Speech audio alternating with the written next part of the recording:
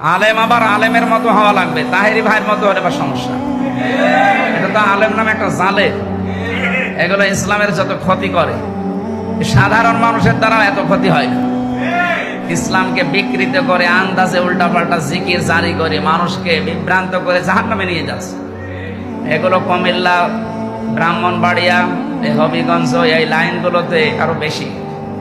মানুষ পাগল হয়ে থাকে ইয়ালি বাবা, শাহ আলী বাবা, দয়াল বাবা এই জিকির করার, অথচ জিকির হয় শুধুমাত্র আল্লাহর নামে।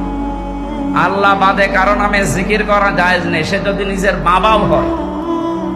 এমনকি রাসূলুল্লাহর নামেও জিকির করা যাবে না, জিকির করা লাগবে আল্লাহর নামে, আর দরুদ পড়া লাগবে রাসূলুল্লাহর নামে। আল্লাহ রাসূল বাদ দিয়ে পৃথিবীর কারো নামে জিকির করা জায়েজ আছে? জিকির হবে কার নামে? আর দরুদ হবে, আর বাকি যারা আছে তাদের জন্য হবে দোয়া। তাদের